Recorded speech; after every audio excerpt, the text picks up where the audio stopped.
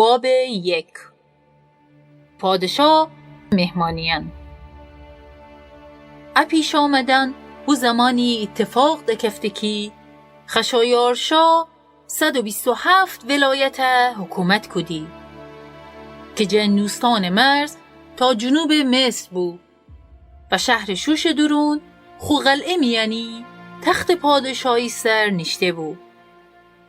3 سال خو حکومت ایتا پیلدان مهمانی خو امیران و سرداران ره برپا بکده کی پارس و ماد فرماندهان نظامی، نجیب زادیان و ولایتان فرمانداران اویه سبید.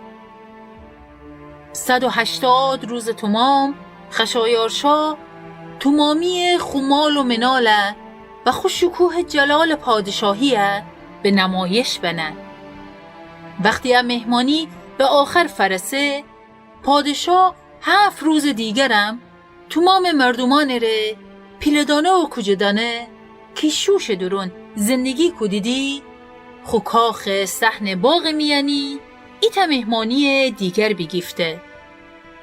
باقی که حیات درون نهبو پرده یعنی کتان جادشتی که سفید و لاجوردی رنگ بیدی و هو پرده یعن لافند کتانی نازک و ارغوانی رنگ امره درون حلقه کجین جه به ستونان مرمری آویزه کدی بید.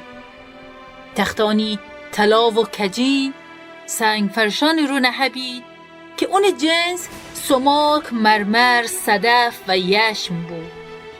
پادشاه لطف وسیع مردم تنستید ایتا عالم شرابه ظرفان طلایی درون که اون شکلن جور و جور بید بخورید. شراب خوردن آزاد بود چون که پادشاه خو خدمتکارانه دستور بده بود که هر کسی هر چقدر شراب دوست داره اونه فدید.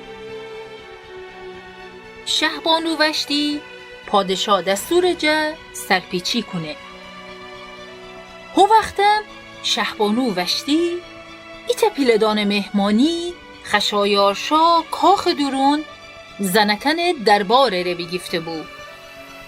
7 روز مهمانی که پادشاه شراب خوردن جه سرخوش بود خو 7 خواجه که اوشن نامان، مهومان، بستا، هربونا، بختا، ابختا، زاتر و کارکاس بید و خشایارشای خدمت کدیدیه دستور بده که شهبانو وشتیه حتی که تاج اون سر نهه ببرید تا امیران و مردم اون زیباییه بیدینید چون که شهبانو قشنگ بود.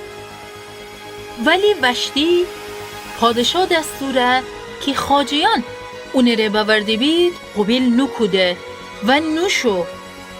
هنوستی پادشاه خیلی غیزه گفته و اون دیل درون آتش به پا بسته. او زمان معمول بود پادشاه خو حکیمان امره که قوانین و عدالت دنستید مشورت بکنه. هنوسی خشایارشا خو مشاوران امره که دنستیدی چی وکودن گپ بزه. هو 7 حکیمان امیران پارس و ماد بید که همیشه تنستید هر موقع اوشن دیل خستی پادشاه بدینید و اوشن مقام امیران دیگر جه بجرتر بود که کرشنا، شیتار، ادماتا، ترشیش، مرس، مرسنا و مموکان نام داشتیدی. پادشاه اوشن وورسه شهبانو وشتی امره چی با بکنیم؟ چون که می دستوره که خاجیان اونه ره ببردیدی انجام نده. قانون اکار وستی چه مجازاتی تعیین بکده؟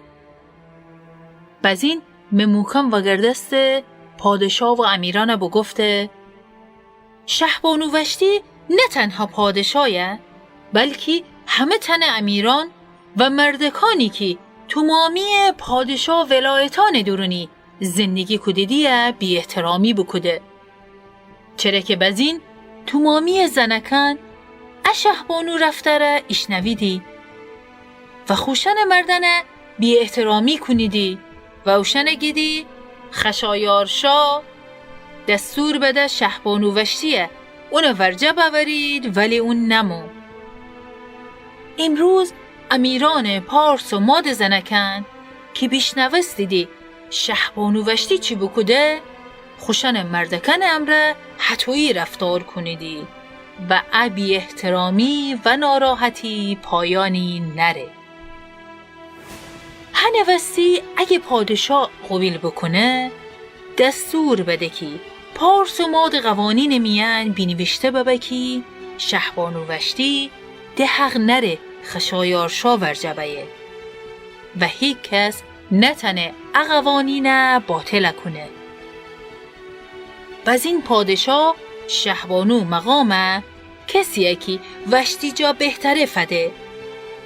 وقتی پادشاه دستور اثر زمین میان چو دکفه تمامی زنکن خوشن مردکنه چی پولدار ببید چی فقیر احترام کنیدی. اگه پادشاهه و اون امیرانه خوش بمو و اون حتی که مموکان بگفته بو عمل بکوده.